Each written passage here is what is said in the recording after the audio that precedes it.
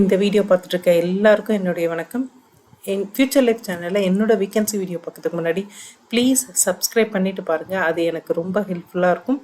அதே மாதிரி என்னோட வேகன்சி வீடியோ உங்களுக்கு உடனுக்குடனே கிடைச்சாதான் நீங்கள் நான் போடுற வேகன்சிக்கான குவாலிஃபிகேஷனும் இன்ட்ரெஸ்ட்டும் இருந்தால் அப்ளை பண்ண முடியும். ஸோ சப்ஸ்கிரைப் பண்ணிட்டு பார்த்தீங்கன்னா அது உங்களுக்கும் யூஸ்ஃபுல்லாக தான் இருக்கும். அதே மாதிரி யாராவது படித்து முடித்த கேண்டிடேட் தெரியும் அப்படின்னா அவங்களுக்கு இந்த சேனல் லிங்க்கை கொடுங்க, அவங்களையும் சப்ஸ்கிரைப் பண்ண சொல்லுங்கள். அது அவங்களோட பிரைட் ஃப்யூச்சருக்கு ஒரு நல்ல ஸ்டார்டிங் பாயிண்ட்டாக இருக்கும். இன்றைக்கி நம்ம பார்க்க போகிறது தமிழ்நாடு பப்ளிக் சர்வீஸ் கமிஷன், அதாவது டிஎன்பிஎஸ்சி அனௌன்ஸ் பண்ணிக்கிற குரூப் 1 சர்வீஸ் வேகன்சியை தான் நம்ம இன்றைக்கி பார்க்க போகிறோம். இந்த குரூப் 1 சர்வீஸ் அப்படிங்கிறது வந்துட்டு பார்த்தீங்க அப்படின்னா மொத்தம் 70 வேகன்சி ஓப்பனாக இருக்குது. இது 1 ஏப்ரல் அன்னைக்கு ஆன்லைன் அப்ளிகேஷன் ஸ்டார்ட் ஆயிடுச்சு. ஸோ ஆன்லைன் அப்ளிகேஷன் ஸ்டார்ட் ஆனது 1 ஏப்ரல், ஆன்லைன் அப்ளிகேஷன் க்ளோஸ் ஆகுது 30th ஏப்ரல். அப்ளிகேஷன் கரெக்ஷன் நீங்கள் ஏதாவது சேஞ்ச் பண்ணணும், கரெக்ட் பண்ணணும் அப்படின்னா அப்ளிகேஷன் கரெக்ஷன் விண்டோ ஓப்பன் ஆகும். அது 5th மேலேருந்து 7th மே வரைக்கும் ஓப்பனாக இருக்கும். அதே மாதிரி ப்ரிலிமினரி எக்ஸாம் அப்படின்னு பார்த்தீங்கன்னா 15th ஜூன் 2025 ஏற்கனவே அனௌன்ஸ் பண்ணிட்டாங்க. ஸோ இந்த டேட்டில் உங்களுக்கான ப்ரிலிமினரி எக்ஸாம் இருக்கும். மெயின் எக்ஸாம் அப்படிங்கிறது ப்ரிலிமினரி எக்ஸாமில் பாஸ் பண்ணுறவங்களுக்கு தான் மெயின் எக்ஸாம். ஸோ அதை லேட்டாக அனௌன்ஸ் பண்ணுவாங்க. யார் மெரிட்டில் வரீங்களோ அவங்களுக்கு இந்த மெயின் எக்ஸாமோட டேட்டு அனௌன்ஸ் பண்ணுவாங்க. ஸோ என்னென்ன வேகன்சி அப்படின்னு பார்த்தீங்கன்னா டெபுட்டி கலெக்டர் வந்து 28 வேகன்சி காலியாக இருக்குது. டெபுட்டி சூப்பரண்டன்ட் ஆஃப் போலீஸ், அதாவது டிஎஸ்பி வந்து 7 வேகன்சி ஓப்பனாக இருக்குது. டிஎஸ்பி தமிழ்நாடு போலீஸ் சர்வீஸில். அசிஸ்டன்ட் கமிஷன் கமர்ஷியல் டேக்ஸு, இதில் வந்து 19 வேகன்சி ஓப்பனாக இருக்குது. Assistant director of rural development, இதில் 7 வேகன்சி. டிஸ்ட்ரிக்ட் எம்ப்ளாய்மெண்ட் ஆஃபீஸரில் 3 vacancy. Assistant commissioner of labour, இதில் 6 வேகன்சி. மொத்தமாக 70 வேகன்சி ஓப்பன் பண்ணியிருக்காங்க டிஎன்பிஎஸ்சி இந்த வருஷத்துக்கானது.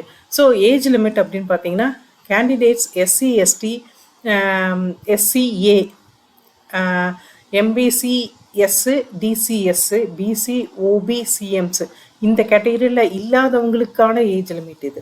ஸோ இதில் வந்து deputy collector, deputy superintendent of police, assistant commissioner commercial tax, இவங்க எல்லாருக்குமே வந்துட்டு 34 இயர்ஸ் வந்து மேக்ஸிமம் ஏஜ் அப்படின்னு சொல்லியிருக்காங்க.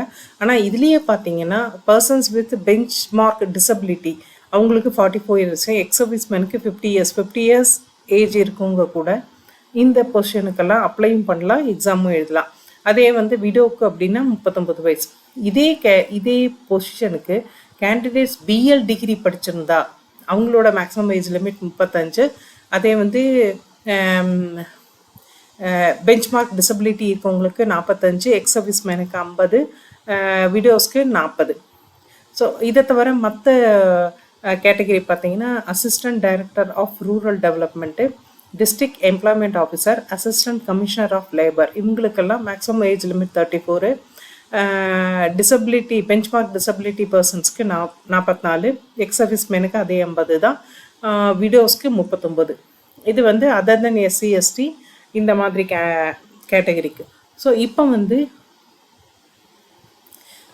PC, BCM, MBC, SC ST, STs இவங்களுக்கான ஏஜ் லிமிட்ஸ் அப்படின்னு பார்த்தீங்கன்னா ஏற்கனவே நான் சொன்ன மாதிரி deputy collector, DSP, assistant commissioner commercial tax, அதே மாதிரி கேண்டிடேட்ஸ் வந்து ஏதாவது ஒரு டிகிரி படிச்சிருந்தா அவங்களோட maximum age limit 39. Benchmark disability பர்சன்ஸ்க்கு 49, எக்ஸ் சர்வீஸ்மேனுக்கு 55, விடோஸ்க்கு 39. ஸோ இதில் ஏஜ் வந்து க்ரைட்டீரியா அதிகமாக இருக்குது. ஈவன் 55 வயசு இருக்கவங்க கூட அப்ளை பண்ணலாம். அதே மாதிரி வந்துட்டு இதே பொசிஷன், இந்த 3 பொசிஷனுக்கான கேண்டிடேட் வந்து பிஎல் டிகிரி படிச்சிருந்தா அவங்களுக்கு வந்து maximum age limit 40, benchmark disability இருக்க பர்சனுக்கு 50, எக்ஸ் சர்வீஸ்மேனுக்கு 55, விடோஸ்க்கு 40. ஸோ இந்த அளவுக்கு ரிலாக்ஸேஷன் கொடுத்துருக்காங்க. மீதி கேட்டகரி பார்த்திங்கன்னா assistant director of rural development, district employment officer, assistant commissioner of labour இவங்களோட maximum age limit 39, benchmark disability பர்சன்ஸ்க்கு 49, எக்ஸ் சர்வீஸ்மேனுக்கு 55, விடோஸ்க்கு 39. ஸோ இதுதான் வந்து ஏஜ் லிமிட்டை 2ஆக பிரித்து கொடுத்துருக்காங்க. ஸோ அந்தந்த கேட்டகரி இருக்கவங்க அவங்கவுங்களோட ரிலாக்ஸேஷனை நீங்கள் யூஸ் பண்ணிக்கலாம். டேட் ஆஃப் பர்த் ப்ரூஃப் வந்து எஸ்எல்சி இல்லை ஹெச்எஸ்சி மார்க்ஸ், அதாவது 10th or 12th mark sheet நீங்கள் சப்மிட் பண்ண வேணும். இல்லை அப்படின்னா வேறு ஏதாவது உங்களுக்கு ப்ரூஃப், அதாவது டேட் ஆஃப் பர்த் ப்ரூஃப் இருந்தால் நீங்கள் அதை வந்து சப்மிட் பண்ணலாம். அடுத்தது வந்து எஜுகேஷன் குவாலிஃபிகேஷன் அப்படின்னு பார்த்தீங்கன்னா டெபுட்டி கலெக்டருக்கு ஏதாவது ஒரு டிகிரி பட் ரெகக்னைஸ்ட் யூனிவர்சிட்டி இன்ஸ்டிடியூஷனில் படிச்சிருக்கணும். டிஎஸ்பிக்கு எனி டிகிரி தான், இதுவும் ரெகக்னைஸ்ட் யூனிவர்சிட்டி இன்ஸ்டிடியூஷனில் படிச்சிருக்கணும். அதே மாதிரி அசிஸ்டன்ட் கமிஷனர் கமர்ஷியல் டேக்ஸ், இதுவும் வந்து எனி டிகிரி சொல்லியிருக்காங்க. இதில் வந்துட்டு ஈக்குவல் ப்ரிஃபரன்ஸு யார் யாருக்கு கொடுப்போம் அப்படின்னு கேட்டால், கேண்டிடேட் வந்து பிகாம் பிஎல் படித்து டிப்ளமோ இன் டாக்ஸேஷன் கொடுத்துருந்தா அவங்களுக்கு வந்து ஒரு ப்ரிஃபரன்ஸ் கொடுப்பாங்க. ஸோ செகண்டு வந்து பிகாம் பிஎல் டிகிரி படிச்சிருக்கணும். இல்லை தேர்டு ப்ரிஃபரன்ஸ் வந்து பிகாம் பிஎல் டிகிரி படிச்சுட்டு டிப்ளமோ இன் டாக்ஸேஷன் லா படிச்சிருக்கணும். அடுத்து ஃபோர்த்து வந்து பிகாம் பிஎல் படிச்சிருக்கவங்க, எய்தர் பிகாம் ஆர் பிஎல் ஏதாவது படிச்சிருக்கவங்க, இவங்களுக்கு வந்து ஃபோர்த்து ப்ரிஃபரன்ஸாக இதை கொடுத்துருக்காங்க. அடுத்தது அசிஸ்டன்ட் டைரக்டர் ஆஃப் ரூரல் அப்படின்னா இது எனி டிகிரி தான். ஏற்கனவே சொன்ன மாதிரி ப்ரிஃபரன்ஸ் ஏதாவது யூனிவர்சிட்டிஸ் ரெகக்னைஸ்ட் யூனிவர்சிட்டி இன்ஸ்டிடியூஷனில் படிச்சிருக்கணும். இது இல்லாமல் ப்ரிஃபரன்ஸ் அப்படின்னு பார்த்தீங்கன்னா post graduate degree in rural service இது படிச்சிருக்கவங்க, அதே மாதிரி டிப்ளமோ இன் எக்ஸ்டென்ஷன் படித்தவங்க, டிப்ளமோ இன் சோஷியாலஜி படித்தவங்களுக்கு ப்ரிஃபரன்ஸ் இருக்குது. எம்ப்ளாய்மெண்ட் ஆஃபீஸர், டிஸ்ட்ரிக்ட் எம்ப்ளாய்மெண்ட் ஆஃபீஸருக்கு ஏதாவது ஒரு டிகிரி ரெகக்னைஸ்ட் யூனிவர்சிட்டி இன்ஸ்டிடியூஷனில் படிச்சிருக்கலாம். அதே சமயத்தில் இது இல்லாமல் economics, education, sociology, statistics, psychology இது படித்தவங்களும், post graduate diploma in social science படித்தவங்க கூட இதுக்கு industrial and personnel management, labour welfare இதை படித்தவங்களும் இந்த வேலைக்கு அப்ளை பண்ணலாம். Commissioner of assistant commissioner of labour, இதுவும் any degree from recognised university. இது வந்துட்டு பார்த்தீங்கன்னா freedom fighter and members of their families அப்படின்னு கொடுத்துருக்காங்க. நீங்கள் ஃப்ரீடம் ஃபைட்டராகவோ இல்லை ஃப்ரீடம் ஃபைட்டரோடைய பொண்ணு பையன் அந்த மாதிரி ஏதாவது இருந்தாலும் நீங்கள் இது வந்து ஒரு ப்ரிஃபரன்ஸ் வந்து அவங்களுக்கு தராங்க. அடுத்தது வந்து நீங்கள் என்ன மாதிரியான சர்டிஃபிகேட்ஸ் அப்லோட் பண்ணணும்னா SSLC, 12th, diploma, degree, PG degree, integrated PG degree, professional degree or professional diploma certificate, consolidated mark sheet along with degree or professional degree certificate, இது எல்லாமே நீங்கள் அப்ளிகேஷன் அப்போ கொடுக்க வேண்டியிருக்கும். அதே மாதிரி ஃபைனல் இயர் டிகிரி வந்து நீங்கள் இப்போ எக்ஸாம் எழுதியிருக்கீங்க அப்படின்னா நீங்கள் தாராளமாக அப்ளை பண்ணலாம். பட் மெயின் எக்ஸாமுக்கு முன்னாடி நீங்கள் பாஸ் பண்ணதுக்கான ப்ரூஃபோ, ப்ரொஃபஷனல் டிகிரியோ, கன்சால்டேட் மார்க் ஷீட்டோ நீங்கள் ப்ரொடியூஸ் பண்ண வேண்டியிருக்கும். ஸோ அவங்களும் சேர்ந்து இதை வந்து அப்ளை பண்ணலாம். அடுத்தது தமிழ் லாங்குவேஜ் வந்து நல்லா தெரிஞ்சிருக்கணும். தமிழ் லாங்குவேஜ் வந்து ப்ரூஃப் வந்து நீங்கள் கொடுக்க வேண்டியிருக்கும். அதாவது 10th 12th வரைக்கும் நீங்கள் தமிழில் படிச்சிருக்கீங்க, இல்லை தமிழ் வந்து ஒரு பாடமாக படிச்சிருக்கீங்க அப்படின்றதுக்கான ப்ரூஃப் கொடுக்கணும். அதாவது எக்ஸாமினேஷன் அப்படின்னு பார்த்தீங்கன்னா ப்ரிலிமினரி எக்ஸாம், இதில் பாஸ் பண்ணி மெரிட்டில் வர்றவங்களுக்கு மெயின் எக்ஸாம். மெயின் எக்ஸாமில் வந்துட்டு ப்ரிலிமினரி மெயின் எக்ஸாமில் பாஸ் பண்ணுறவங்களுக்கு இன்டர்வியூ, டாக்குமெண்ட் வெரிஃபிகேஷன் இருக்குது, அஸ் வெல் அஸ் இன்டர்வியூவும் இருக்குது. ஸோ வெப்சைட் அப்படின்னு பார்த்தீங்கன்னா நான் இங்கே ஒரு வெப்சைட் கொடுத்துருக்கேன், www.tnpscexams.in.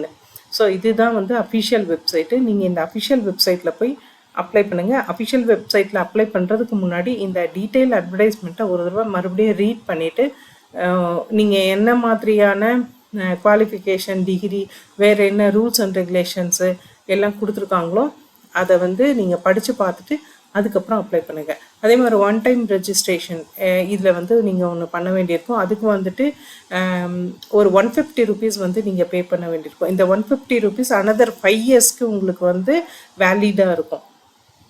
ஸோ ஒன் டைம் ரெஜிஸ்ட்ரேஷனுக்கு உங்களோட ஃபோட்டோகிராஃப், அதாவது recent colour passport size photograph 20 to 50 kbக்குள்ளே இருக்கிற மாதிரி ஒரு ஜேபிஜி இமேஜாக நீங்கள் வந்து ஸ்கேன் பண்ணி எடுத்து வச்சுக்கோங்க. உங்கள் சிக்னேச்சர் 10 to 20 kbக்குள்ளே இருக்கிற மாதிரி ஒயிட் பேப்பரில் பிளாக் இங்கில் சைன் பண்ணி ஸ்கேன் பண்ணி எடுத்து வச்சுக்கோங்க. ஸோ இது ரெண்டும் இருந்தால் தான் உங்களுக்கு வந்துட்டு ஒன் டைம் ரெஜிஸ்ட்ரேஷன் வந்து பண்ண முடியும். அதே வேறு ஆதார், லிங்கிங் ஆஃப் ஆதார் அப்படின்றாங்க. லிங்கிங் ஆஃப் ஆதார் வந்து மேண்டேட்ரி ஃபார் கேண்டிடேட்ஸ். ஸோ நீங்கள் ஆதார் டீட்டெயில்ஸ் வந்து கொடுக்க வேண்டியிருக்கும். அதுதான் ஐடென்டி பர்பஸ்க்காக. அதாவது பயோமெட்ரிக்கை வந்து இவங்க ஆக்சஸ் பண்ணுவாங்க. இது வந்து எக்ஸாமினேஷனில் உங்களோட பயோமெட்ரிக் டெஸ்ட் பண்ணி உங்களை அக்செப்ட் பண்ணுறதுக்கும் எக்ஸாம் எழுத அலோவ் பண்ணுறதுக்கு எல்லாத்துக்குமே வந்து இது அவங்களுக்கு யூஸ் ஆகும். இதுக்காக தான் கேட்குறாங்க. இதை தவிர ஒரு வேலிட் இமெயில் ஐடியும் ஒரு வேலிட் ஃபோன் நம்பரும் வேணும், அதாவது மொபைல் ஃபோன் நம்பர். இது வந்து ஒன் டைம் ரெஜிஸ்ட்ரேஷனுக்கு தேவை.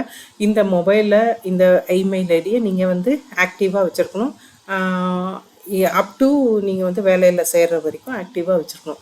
எக்ஸாமினேஷன் ஃபீஸ் அப்படின்னு பார்த்தீங்கன்னா 100 rupees வந்து எக்ஸாமினேஷன் ஃபீஸாக ஃபிக்ஸ் பண்ணியிருக்காங்க. மெயின் எக்ஸாமுக்கு வந்து 200 rupees அப்படின்னு சொல்லிட்டு ஃபிக்ஸ் பண்ணியிருக்காங்க. ஸோ ஃபஸ்ட்டு 100 rupees கட்டினா போதும். நீங்கள் ப்ரிலிமினரி எக்ஸாம் பாஸ் பண்ணிவிட்டு மெயின் எக்ஸாமுக்கு அப்ளை பண்ணும் போது நீங்கள் வந்துட்டு 200 rupees மெயின் எக்ஸாமுக்கு ஃபீஸ் கட்டுற மாதிரி இருக்கும்.